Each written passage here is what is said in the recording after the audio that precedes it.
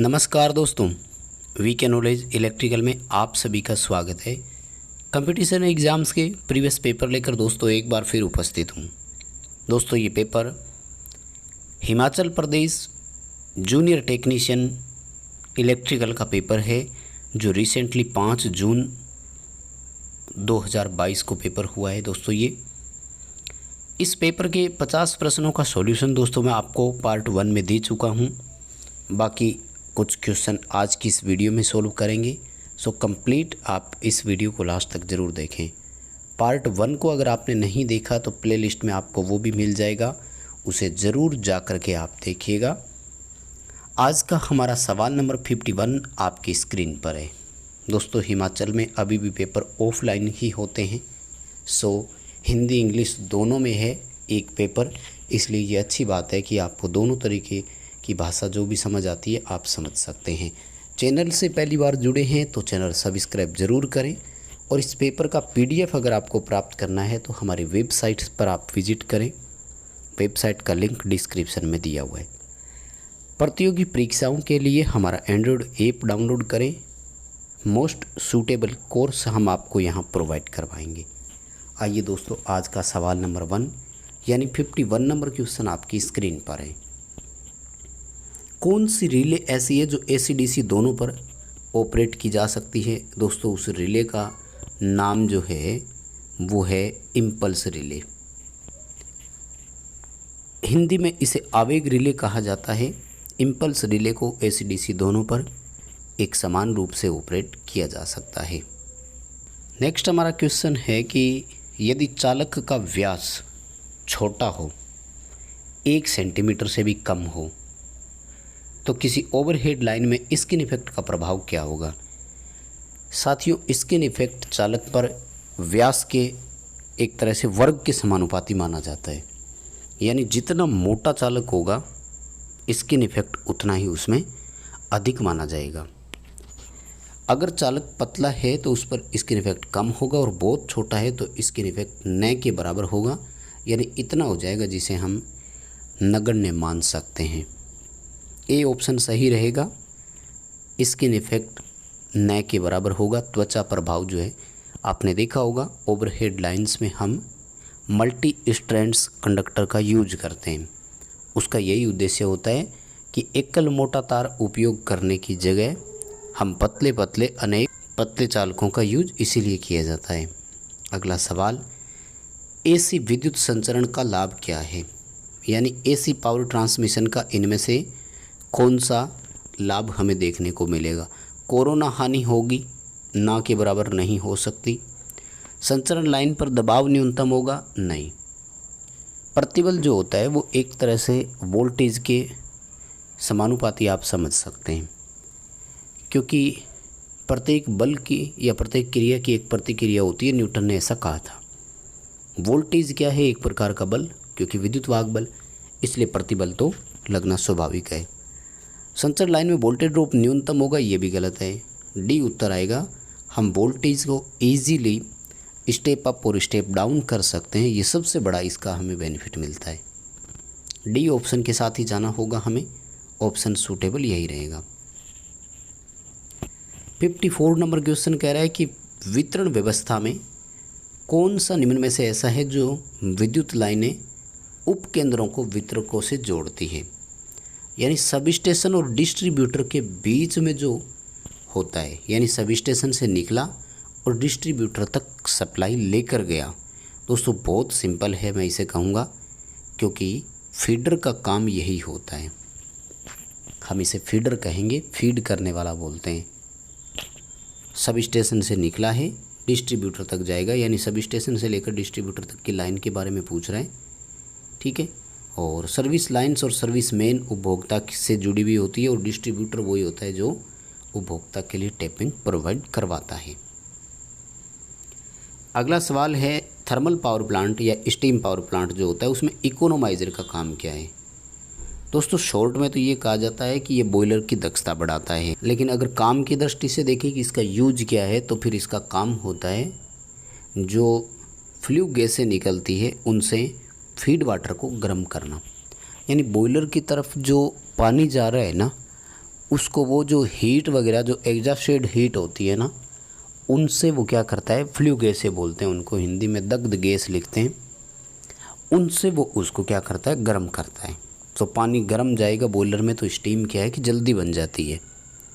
सी उत्तर रहेगा, flue gas से feed water को गर्म करना। काफ़ी अच्छा क्वेश्चन है ये, और हमने कई बार करवाया भी है। जब थर्मल पावर प्लांट मैंने पढ़ाया है तो ये चीज़ उसमें स्पष्ट तक करवाई थी।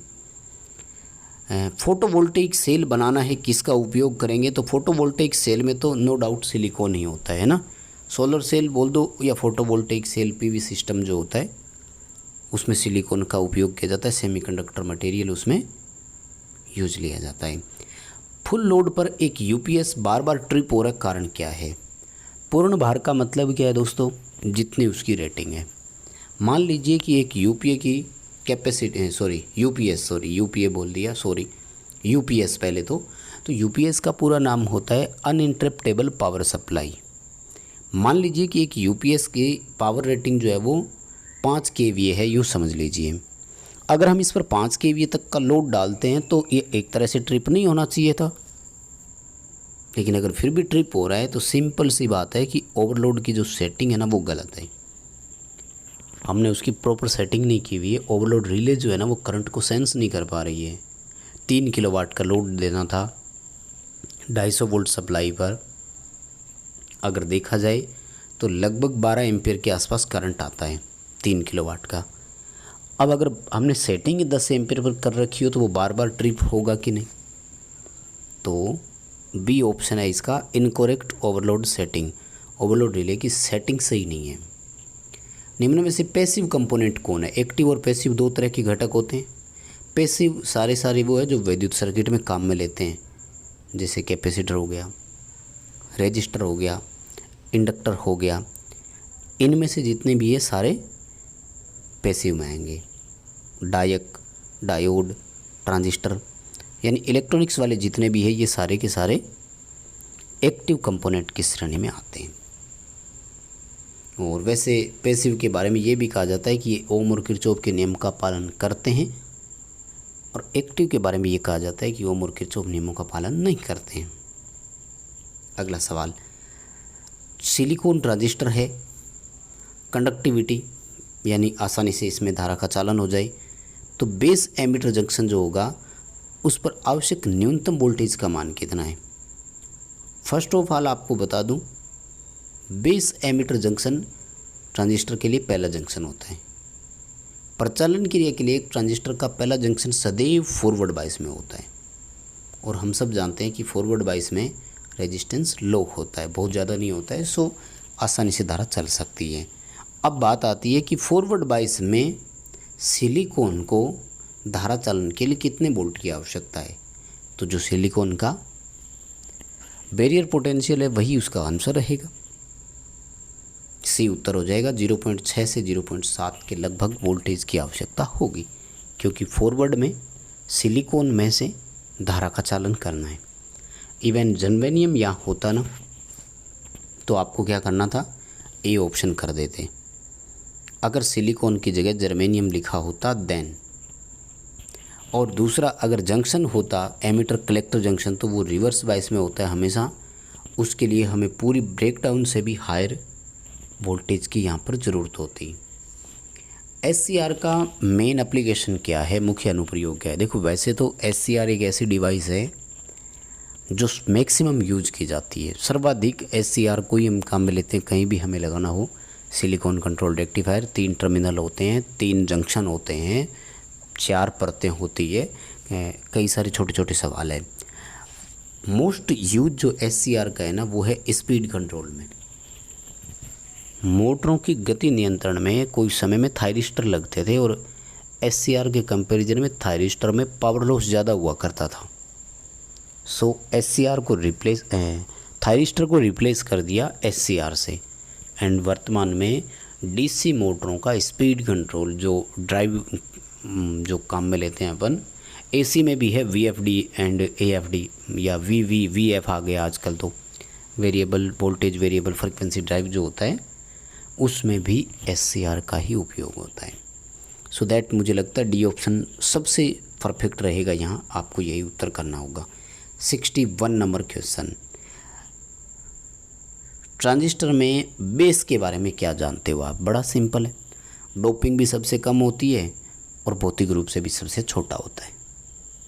ठीक है, ये आ जाएगा। लाइटली डोपिंग, वेरी थिन, हल्की तो डोपिंग होती है और सबसे पतला होता है। फिजिकल साइज़ के मामले में आ जाए तो ध्यान रखना, कलेक्टर जो होता है ना वो भौतिक रूप से सबसे बड़ा होता है क्योंकि उसको पावर ज़्यादा सहन करनी होती है। और डोपिंग के मामले में ध्यान रखना, एमिटर की डोपिंग सर्वाधिक होती है। बेस दोनों मामलों में ही सबसे छोटा होता है, डोपिंग भी कम और साइज़ भी छोटा। मुझे लगता है ये काफ़ी अच्छा क्वेश्चन था, कंपटीशन एग्ज़ाम के लायक सवाल था। इस तरह के क्वेश्चन कंपटीशन एग्ज़ाम में देखने को मिल भी सकते हैं। 62 नंबर क्वेश्चन कह रहा है कि FET का मेन एप्लीकेशन क्या है?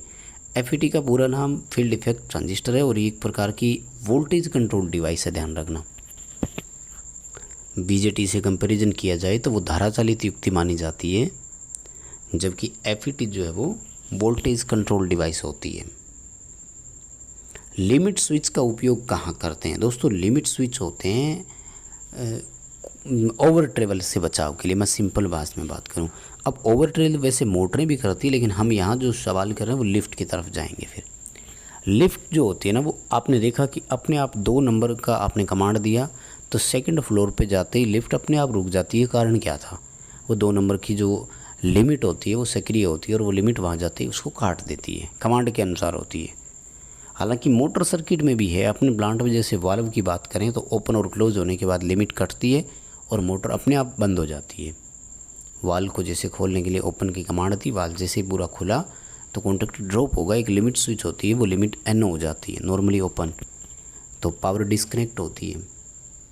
लेकिन जब 2 ऑप्शन आ जाए तो ध्यान रखना फिर हम लिफ्ट की तरफ ही जाएंगे। लिफ्ट में हम लिमिट स्विच का उपयोग करते हैं और ये कि ओवर ट्रेवलिंग से बचाता है, यानी आगे नहीं चलने देता, जहाँ ज़रूरत है वहीं रुकेगा। AC DC दोनों में गति नियंत्रण के लिए कौन सी सबसे कम विद्युत का खर्च करती है? दोस्तों ड्राइव कंट्रोल जो होता है ना, DC में भी तो होता है और AC में VFD जैसे मैंने बताया, वेरिएबल फ्रिक्वेंसी ड्राइव, और आजकल तो VF आ गया, तो सबसे कम पावर कंजप्शन इन्हीं में होता है और इनमें SCR लगता है। DC में भी स्पीड कंट्रोल के कई तरीके हैं। अगला सवाल है, हाई स्पीड जो ऑपरेशन होते हैं ना उनमें AC को हम काम में लेते हैं DC की बजाय। क्यों भाई? सबसे बड़ा काम होता है कि इसमें किसी ब्रूस की ज़रूरत नहीं होगी और कोई कम्यूटेशन नहीं होगा, कोई किसी प्रकार की स्पार्किंग होगी नहीं, तो हमें इसके लिए किसी भी प्रकार का अनुरक्षण या कोई और चीज़ें मेंटेन करने की ज़रूरत जो है वो नहीं पड़ेगी। DC मोटर का टॉर्क किसके समानुपाती है? DC मोटर का टॉर्क आर्मेचर करंट और फील्ड फ्लक्स के समानुपाती होता है। ठीक है, अब देखो यहाँ पर वैसे तो 2 ऑप्शन हैं। फील्ड फ्लक्स जो होता है वो फील्ड करंट से ही तो बनता है ना, लेकिन एक लिमिट के बाद क्या होता है कि फील्ड करंट के मान में आप कितनी वृद्धि कर दो, फील्ड फ्लक्स तो बढ़ता ही नहीं है। तो इसका मतलब आप फील्ड फ्लक्स के समानुपाती तो कर सकते हो, लेकिन फील्ड धारा के समानुपाती नहीं। सो दैट डी ऑप्शन करेंगे, आर्मेचर करंट के समानुपाती होता है। फील्ड करंट क्यों नहीं कर रहे, मैं दोबारा बता दूं, क्योंकि जब चुंबकीय संतृप्त अवस्था आ जाती है उसके बाद फील्ड धारा में वृद्धि करने पर भी फील्ड फ्लक्स के मान में वृद्धि नहीं होती है। एंड जब फ्लक्स इंक्रीज नहीं हुआ तो टॉर्क भी नहीं बढ़ेगा। तो आपने धारा बढ़ाई लेकिन टॉर्क नहीं बढ़ा, तो फिर समानुपाती कहाँ हुआ? आपको फील्ड करंट वाला ऑप्शन नहीं करना। हाँ, यहाँ पे फील्ड फ्लक्स ऑप्शन होता देन अपन कर देते। अगला सवाल पूछ रहा है कि VF drive, variable frequency drive जो होता है उसमें IGBT क्या करता है? दोस्तों वहाँ पर IGBT इन्वर्टर स्विचिंग डिवाइस के रूप में काम करता है। ठीक है ना, यानी इन्वर्ट स्विचिंग का काम करता है वो वेरिएबल फ्रीक्वेंसी ड्राइव जो होता है ना उसमें, क्योंकि पहले कन्वर्ट करता है वो और फिर फ्रीक्वेंसी को डाउन करके वो चीज़ें चलाता है। इन्वर्टर का काम क्या है? तो इन्वर्टर DC को AC करता है कि नहीं? इसके बारे में तो आप सभी जानते होंगे। ठीक है, इन्वर्टर का काम क्या है? DC को AC में बदलना। हाइड्रो पावर प्लांट है, हाई हेड के लिए कौन सी टरबाइन काम में लेते हैं? तो दोस्तों मैं आपको पहले तो इसका सही से नाम लिखवा दूं। इसके लिए जो टरबाइन काम में लेते हैं वो होती है पेल्टन व्हील टरबाइन, लेकिन गुरुजी ऑप्शन ही नहीं है पेल्टन व्हील। तो हाई हेड के लिए पेल्टन व्हील होती है, ध्यान रखना। पेल्टन व्हील इम्पल्स टरबाइन का प्रकार है। इम्पल्स को हिंदी में बोलते हैं आवेग, ठीक है।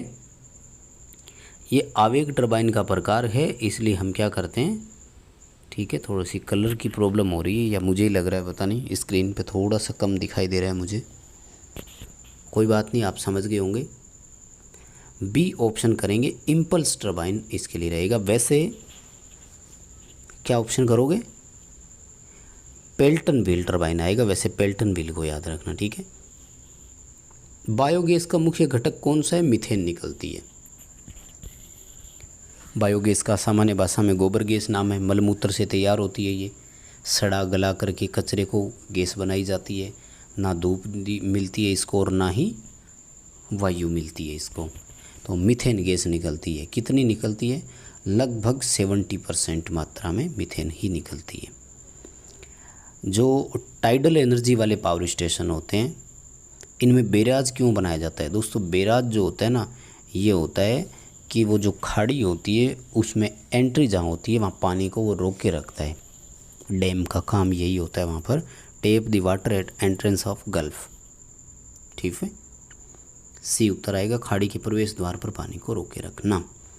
अगला सवाल है कि छोटे और ओपन आर्मेचर की जांच करनी है। दोस्तों छोटे आर्मेचर के लिए आपको जो काम में लेना है, छोटा है आर्मेचर, देखो ग्राउलर होते हैं दो तरह के, एक होता है आंतरिक ग्राउलर, एक होता है बाहरी ग्राउलर।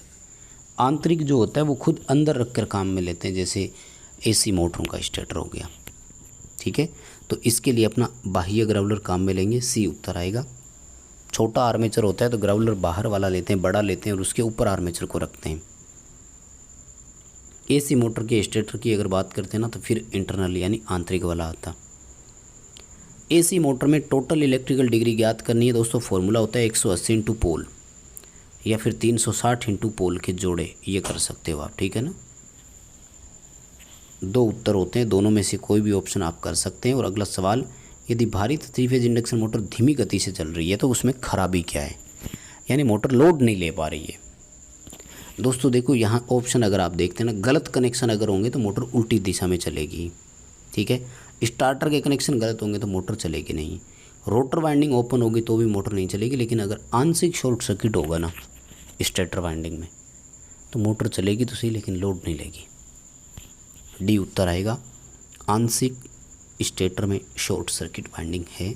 और दोस्तों अगला सवाल, यूनिवर्सल मोटर का क्या उपयोग है, तो फूड मिक्सर, खाद्य मिक्सर ग्राइंडर जो होता है उसमें यूनिवर्सल मोटर ही काम में ली जाती है। बस दोस्तों समय अभाव के कारण आज की इस वीडियो में आपको 25 प्रश्न ही करवाऊँगा। जल्द ही इसका आगे का पार्ट लेकर उपस्थित होऊंगा। तब तक के लिए आप इस वीडियो को लाइक शेयर करते रहें, अपने दोस्तों को कमेंट करके ज़रूर बताएं आपको कैसा लगा। जितना सपोर्ट इस पर मिलेगा उतना ही जल्दी अगला पार्ट हम लेकर आएंगे। चैनल सब्सक्राइब करें, वीडियो लाइक करें, कमेंट करके बताएं कैसा लगा। वेबसाइट से PDF डाउनलोड कर लेवें, ऐप भी डाउनलोड ज़रूर करें।